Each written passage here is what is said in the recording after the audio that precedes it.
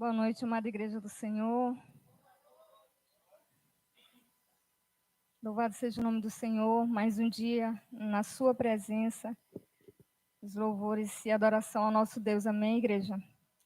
Eu pediria que a Igreja do Senhor pudesse abrir em Apocalipse.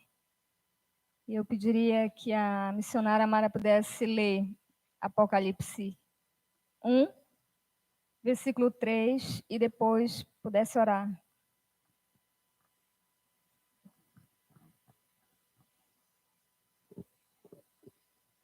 Bem-aventurados que leem, bem como os que ouvem as palavras desta profecia e obedecem às orientações que nela estão escritas, porquanto o tempo desses eventos está às portas.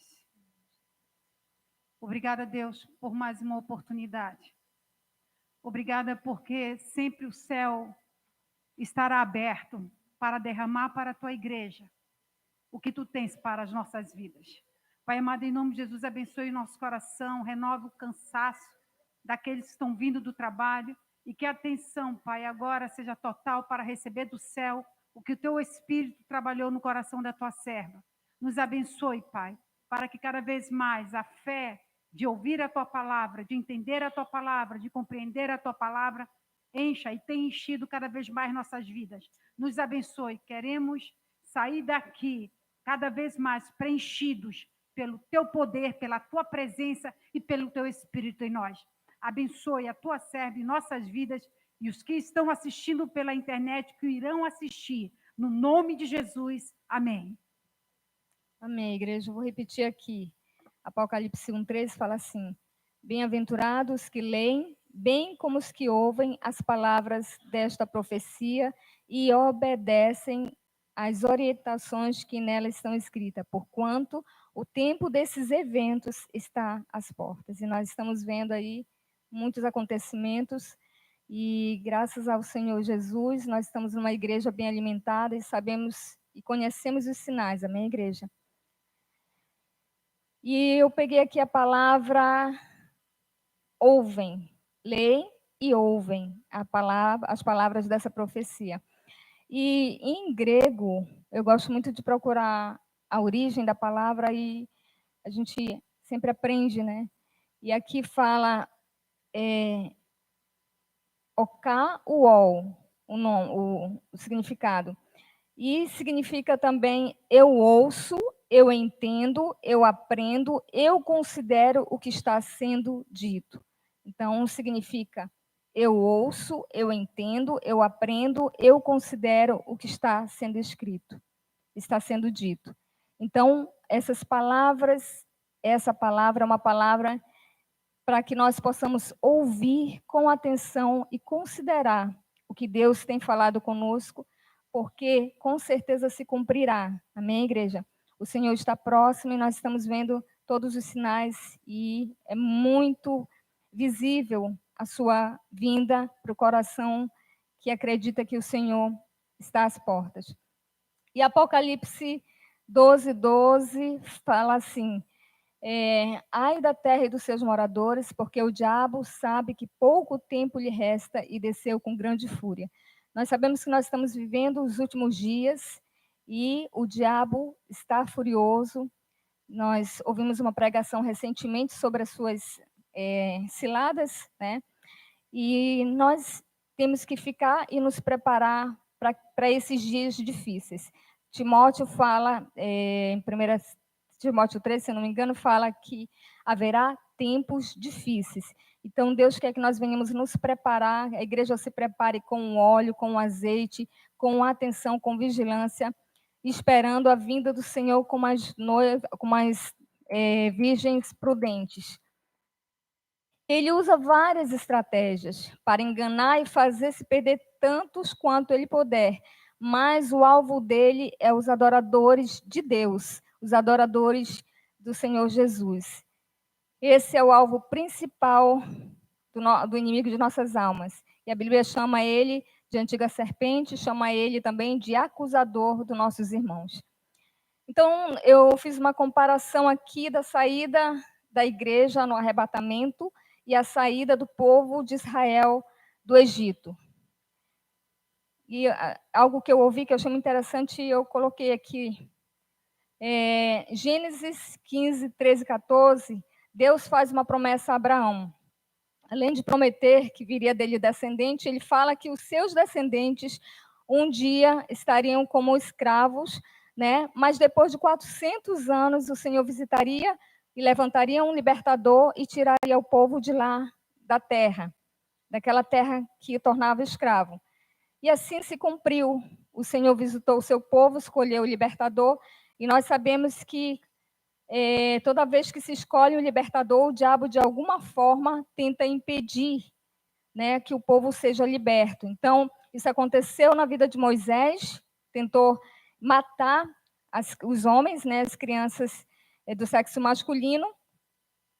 Aconteceu no caso de Sansão, distraiu ele com o pecado, tentando desviar ele do seu ministério, do alvo, e de Gideão, tentando minar o potencial de Gideão, fazendo o Gideão se sentir como incapaz.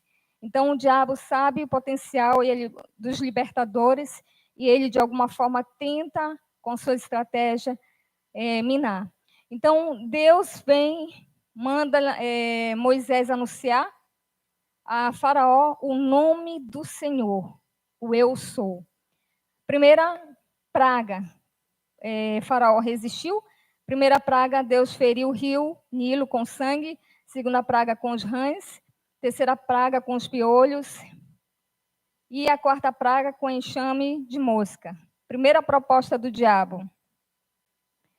Êxodo 8, 25 e 27 fala assim: Então Faraó chamou Moisés e Arão e lhe propôs: Ide, portanto, e ofereceis sacrifícios ao vosso Deus aqui mesmo no Egito.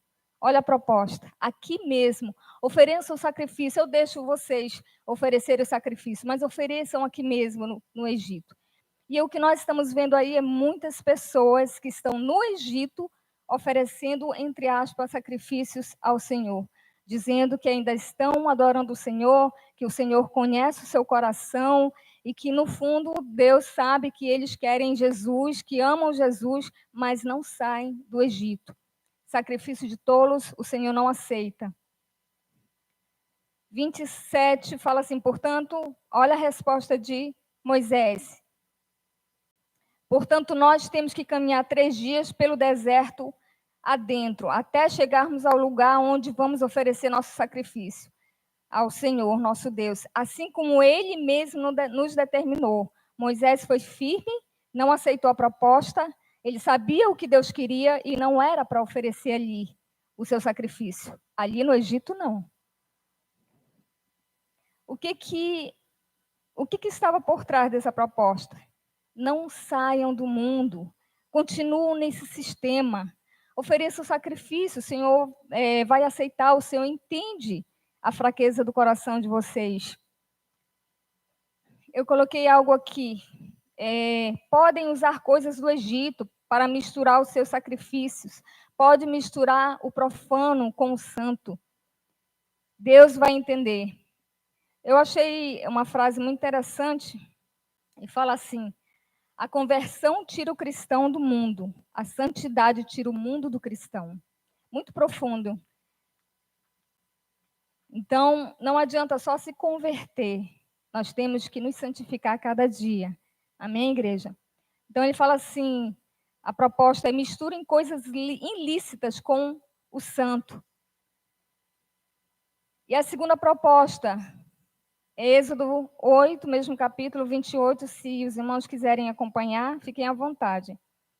Mas Faraó insistiu, eu vos permitirei sacrificar ao vosso Deus no deserto, mas não deveis ir muito longe.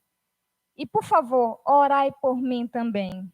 Não vão muito longe. Vocês podem sacrificar 3 dias, se vocês quiserem, mas não vão muito longe. Não vão para muito longe. Não se aprofundem na palavra. Não busquem o Senhor com profundidade. Não queiram conhecer o Senhor, porque isso vai libertar vocês do meu sistema. Não vão para muito longe. Não se aprofundem. Fique aí como um crente de banco. Essa era a segunda proposta.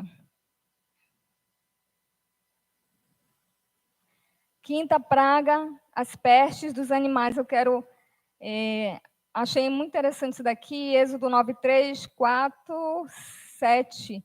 Fala assim: eis que a mão de Yahvé ferirá os teus rebanhos que estão nos campos, os cavalos, os jumentos, os camelos e os bois e as ovelhas, com as pestes muito graves. Entretanto, o Senhor fará distinção entre o rebanho de Israel e o rebanho do Egito, e, portanto, nenhum mal pertencente aos filhos de Israel perecerá. Faraó mandou averiguar, e eis que o rebanho dos filhos de Israel não morrera, nenhum animal sequer. Então o coração de Faraó obstinou-se ainda mais e não deixou o povo partir. Olha só a diferença, né? O nosso Deus escolheu o seu povo, como ele cuida tanto do povo como daquilo que é do povo, dos bens do povo. O Senhor faz distinção entre o justo e o injusto, entre aquele que serve a Deus e aquele que não serve. E aqui o Senhor fez a distinção. Sexta praga, úlcera. Sétima praga, chuva de pedra. Oitava praga, gafanhotos. Terceira proposta. Êxodo 10, 8. Então Moisés e Arão foram conduzidos à presença de Faraó, que lhes disse: Faraó já cansado, mas resistente. Ide servir a Yahvé, vosso Deus. Quais são, porém, os que vão com você? Os que hão de ir contigo? Moisés respondeu: havemos de ir nossos jovens, nossos idosos, nossos filhos, com nossas filhas, nossos rebanhos, nosso gado, havemos de ir, porque todos nós estaremos celebrando uma grande festa ao Senhor. O que Faraó respondeu? Não há de ser assim, mas ide somente vós e os homens. E servi a Yahvé, porque é isso que vós me pediste. E expulsou da presença dele. O que isso quer dizer? Somente os homens. Esqueçam os jovens. Deixem eles se distraírem com o meu sistema, com o que eu ofereço. Não liguem para a alma deles. Esqueçam os idosos, já estão velhos, já estão cansados. Esqueça os filhos e as filhas. Esqueçam as mulheres. Esqueça. Vá só você.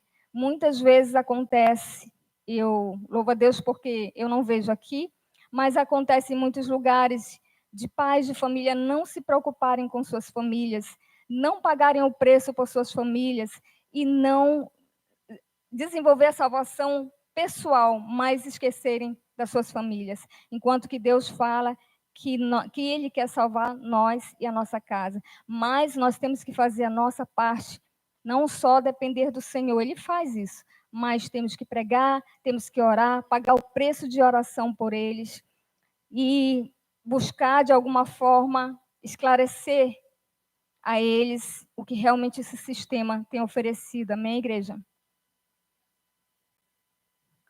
Nona praga, trevas. Décima praga, a morte dos primogênitos.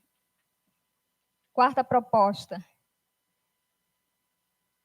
Êxodo 10, 24. Faraó mandou chamar Moisés e Arão e ordenou-lhe: ide, portanto, e servi ao vosso Deus. Fique somente os vossos rebanhos, e os vossos gado e as vossas crianças e mulheres poderão ir também convosco. É interessante, parece que não tem muito sentido aqui. O mais importante é a família, o mais importante é eles irem, deixa o gado aqui, deixa o rebanho aqui. Só que esse rebanho era justamente os sacrifícios que eles iriam oferecer para o Senhor. O que isso quer dizer? Pode ir, vão, mas não precisam adorar com inteireza de coração. Sejam religiosos mesmo. Não se aprofundem. Não ofereçam o melhor. Não deem o melhor para Deus. Deus entende. Cumpram apenas a tabela. Vão apenas para o culto. Não dê atenção para a palavra, não dê atenção para os louvores, não dê atenção para nada. Apenas cumpram uma tabela. E não é isso que Deus quer, porque a Bíblia diz em Êxodo 23, 15: ninguém se apresentará diante de mim de mãos vazias. Deus quer que nós venhamos sempre a nos apresentar diante do Senhor em adoração, levantando nossas mãos e tendo um coração para oferecer a Ele, uma inteireza de coração. O que levaria para os sacrifícios se eles iriam para o deserto sacrificar de mãos vazias? O diabo queria tirar isso dele. Faraó queria tirar isso deles, os sacrifícios. E Deus quer que nós oferecemos sacrifícios de louvor. E muitas outras coisas nós temos que abrir mão por amor ao Senhor. Isso é sacrifício. Amém, igreja? Faraó queria manter o povo escravo com suas propostas. O diabo quer tirar a nossa adoração. João 10:10 fala: o ladrão não vem senão para roubar, matar e destruir. Eu, porém, vim para dar vida e vida com abundância. Então, o diabo ele só tem um propósito: roubar, matar e destruir. Ele quer matar a nossa fé, ele quer destruir nossas famílias, ele quer acabar com a nossa adoração, com a nossa comunhão, com a nossa vinda à casa de Deus, com a nossa leitura da palavra, com o nosso devocional. Ele quer tirar isso de nós. Porque se ele conseguir tirar isso, ele enfraquece. É exatamente isso que ele quer. Quais são as estratégias de Satanás para que ele alcance vitória? Enfraquecer o adorador. Como? Primeiro, nós sabemos que em uma guerra, a primeira coisa que o adversário vai querer é bloquear o mantimento, não é isso? Porque assim ele vai enfraquecer o povo. Então, a primeira coisa que o adversário quer é tirar o mantimento, o alimento e a água. Isso era uma estratégia muito usada nos tempos antigos, nas guerras, impedindo que o adversário possa chegar à fonte e recuperar suas forças. Espiritualmente falando, nosso alimento é a palavra, a oração, congregar, unidade, priorizar Deus acima de nosso desejo e examinar a nós mesmos. Esses são os alimentos que o diabo quer tirar de qualquer forma. Muitos outros, mas eu coloquei os principais aqui. E mais uma vez eu procurei na etimologia da palavra guerra, e é algo muito interessante. A palavra guerra em hebraico significa mirhamá. Vem da mesma raiz que pão, lerem. Então, esses dois andam juntos. É interessante, né? Parece que não tem nada a ver, mas tem. Eles são entrelaçados. E a gente vai já ver os versículos em que a gente vai encontrar essas duas palavras juntos. Dentro da palavra guerra, existem 3 palavras que formam a palavra pão. Então, significa que um está dentro do outro. E é exatamente isso que o diabo quer. Na guerra espiritual, ele quer tirar o nosso pão. Quem é o pão vivo? Senhor Jesus. Qual é o nosso pão espiritual? A palavra. Nós estamos em guerra, amém, igreja? Então, é exatamente isso. O pão que o adversário quer tirar para enfraquecer o povo é a palavra, é Jesus. Ele quer tirar Jesus de nossas vidas. Juízes.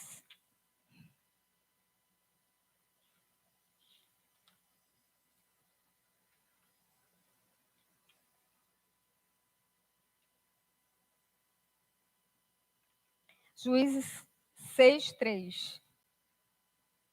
Fala assim: porque sucedia que, havendo Israel semeado, subiam contra ele os midianitas, os amalequitas e os filhos do Oriente. 4. E acampando-se contra ele, destruíam os produtos da terra até chegarem a Gaza. E não deixaram mantimento em Israel, nem ovelha, nem bois, nem jumento. 6.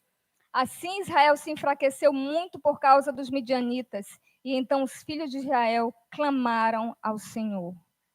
É muito comum na guerra isso acontecer.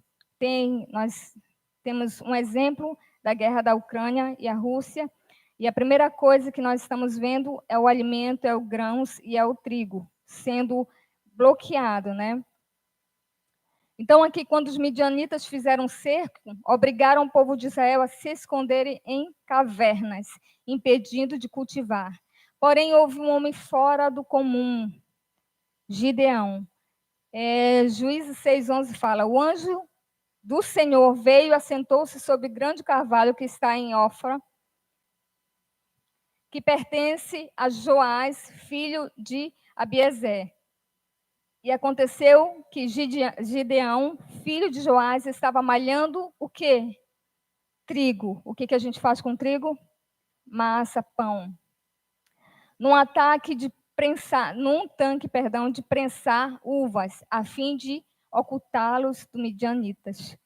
E então o anjo do Eterno apareceu a Gideão e lhe saudou. O Senhor está contigo, homem valente e guerreiro. Olha que coisa linda, que diferencial, né? Enquanto todos estavam ali escondidos em cavernas, um homem se levantou e disse: não, no meu pão ninguém mexe. No pão da minha família ninguém mexe. Enquanto todos estavam ali passando fome, enfraquecendo, Gideão foi para a batalha, foi malhar trigo no lagar, foi buscar o pão da família dele. Homem de guerra, Deus chamou ele de homem valoroso. O diabo quis dizer para ele que não, ele é pequeno, o menor da família. Mas o anjo do Senhor falou: varão valoroso, diferente, homem diferente. E é assim que Deus quer nos fazer, amém, igreja? Até os dias de hoje ainda se vê essa estratégia enfraquecendo as nações e a economia através das guerras. Eu coloquei uma notícia aqui: o bloqueio russo aos portos ucranianos já elevou os preços globais dos alimentos e ameaça causar uma catástrofe e escassez de alimentos em parte do mundo. Assim diz a ONU. Então, nós vemos aqui que a primeira coisa que o inimigo quer tirar de nós é o alimento. A primeira coisa que ele quer tirar de nós é o alimento. Essas duas palavras estão entrelaçadas. Outro exemplo é Gênesis 14, 17.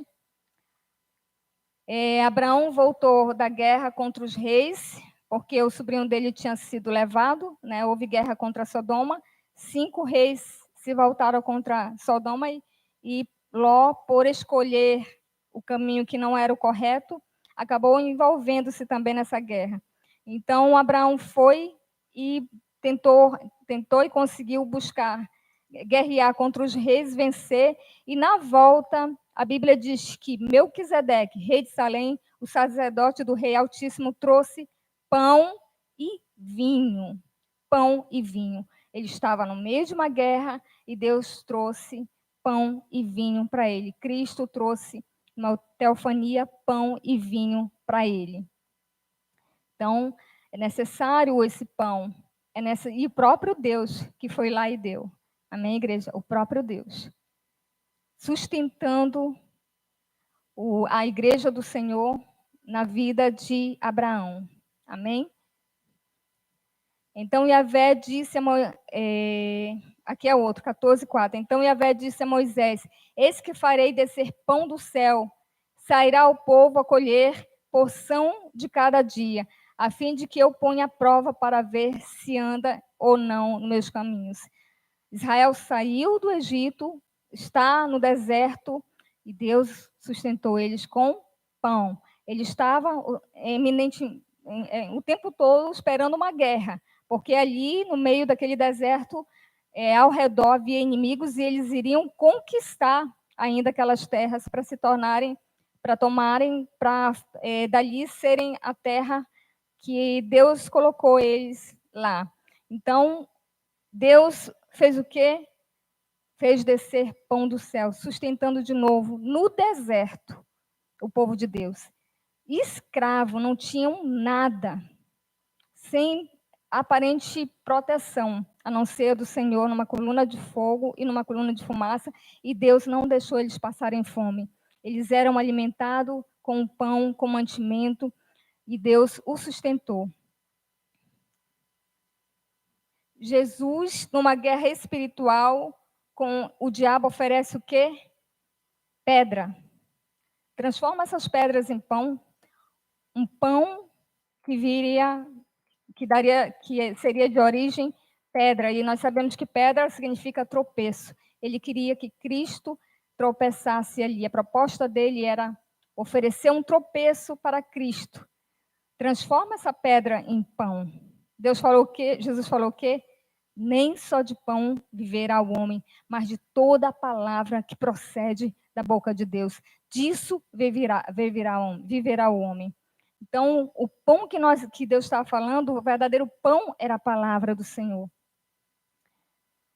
Não aceitou os tropeços, os pães fake do diabo, mas a palavra do Senhor. E assim a igreja do Senhor também.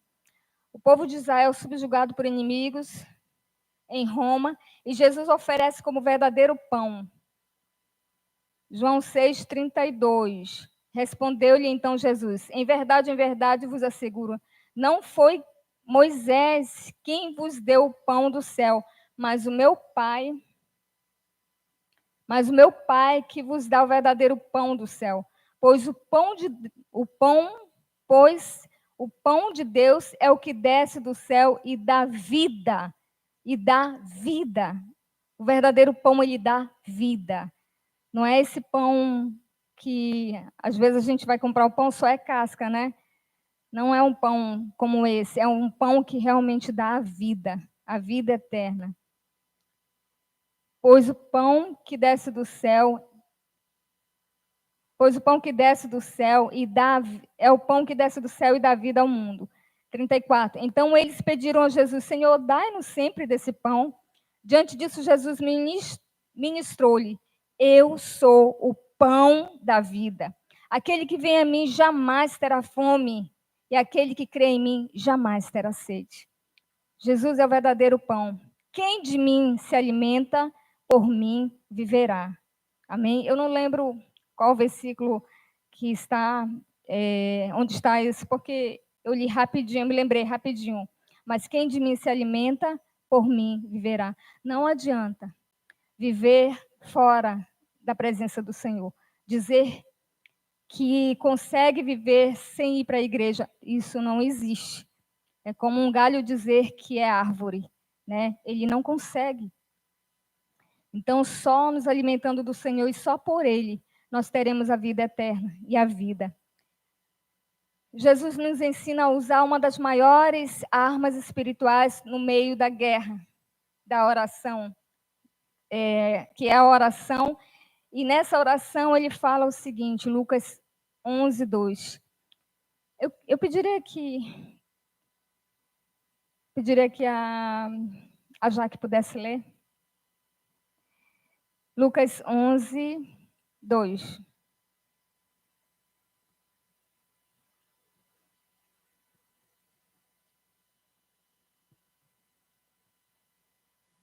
Então ele os ensinou: quando orardes, dizei: Pai, santificado seja o teu nome, venha o teu reino.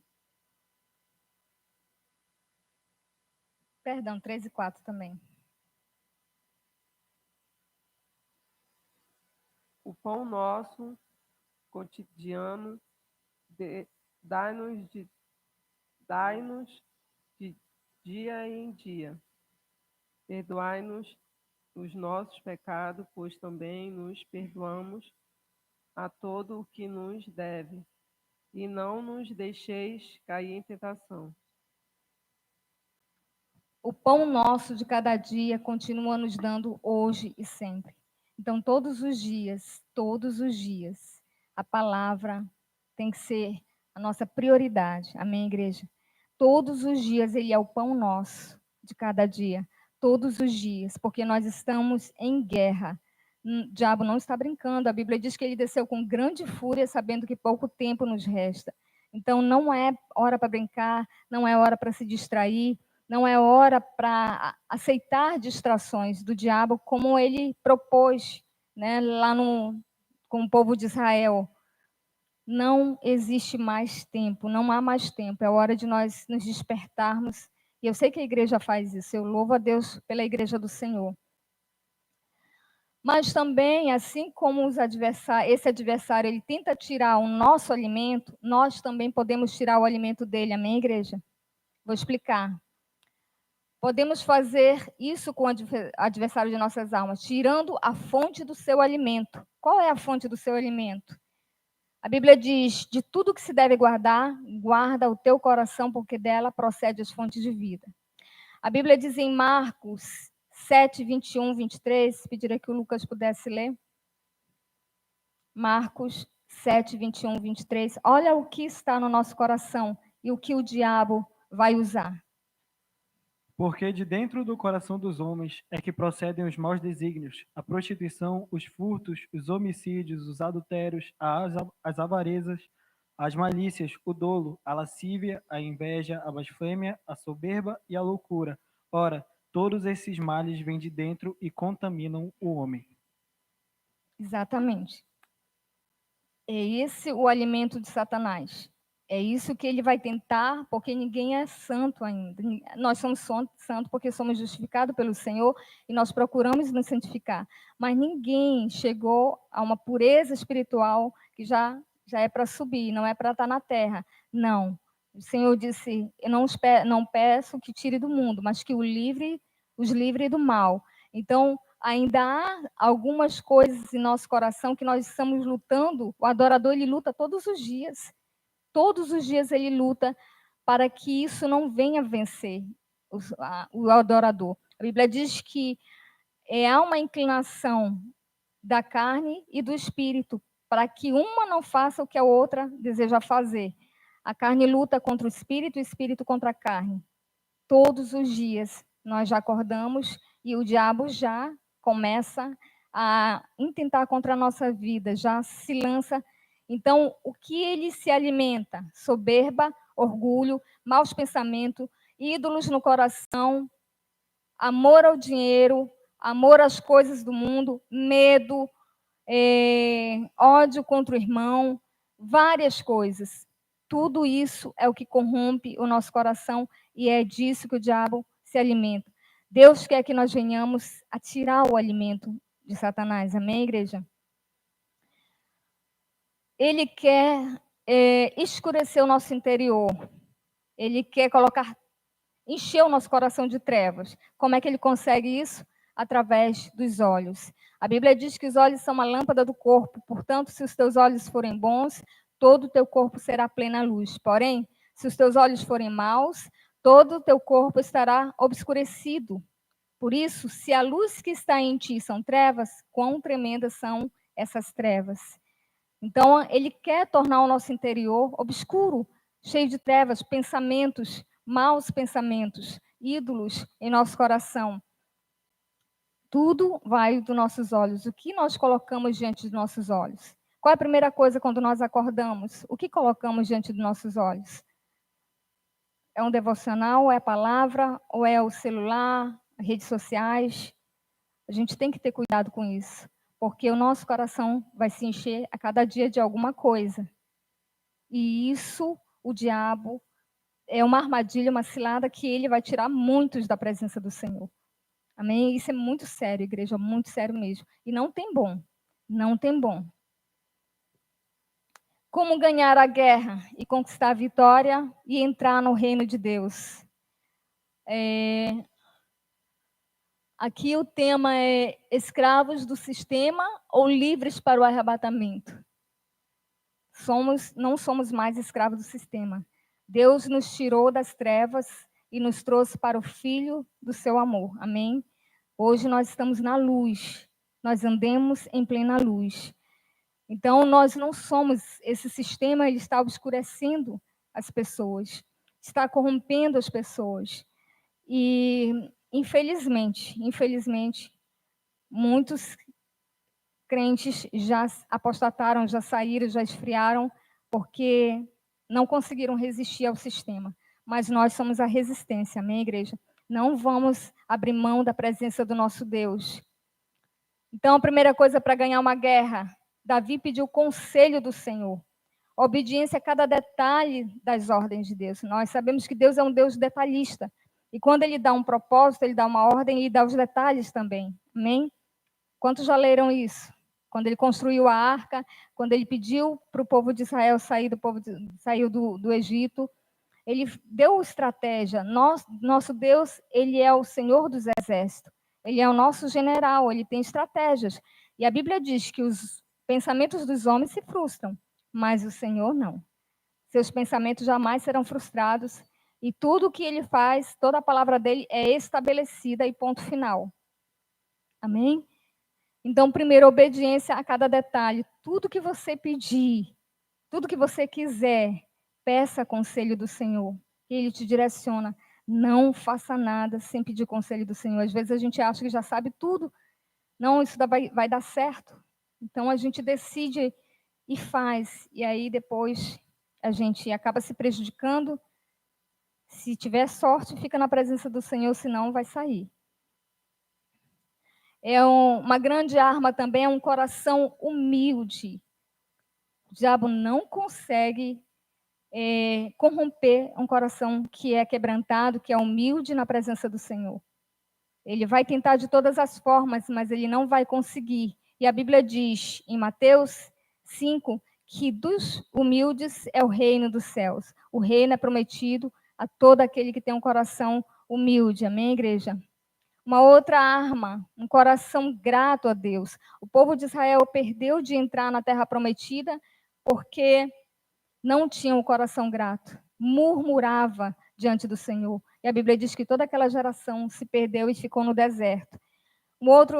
Outra forma de ganhar, que a gente já falou, um coração limpo, sem resquício, sem mágoa, sem ressentimento, sem desejos carnais.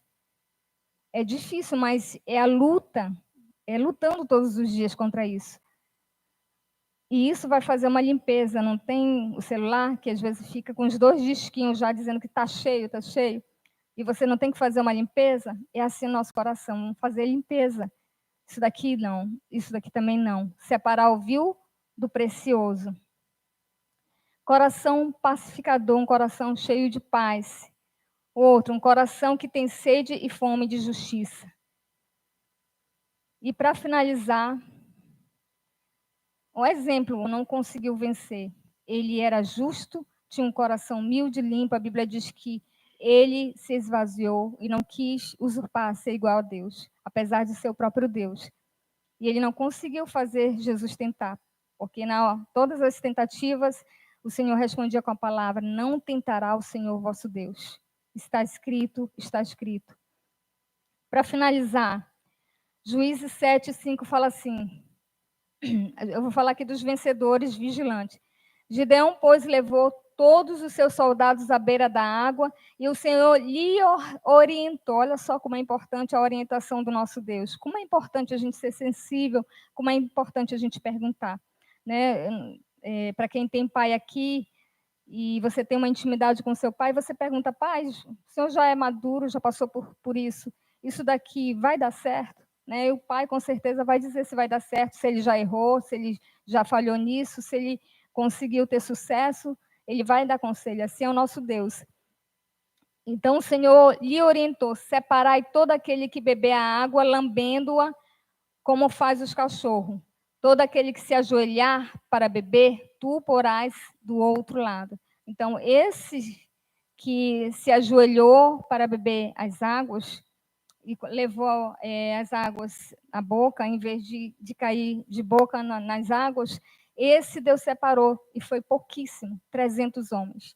Porque Deus não precisa da nossa força, Ele quer a nossa disposição. É Ele que vai vencer as nossas guerras, como sempre Ele fez. Amém, igreja? E Deus quer encontrar homens como Gideão e homens como esses 300. Homens cheios de disposição e de vontade para lutar as guerras do Senhor.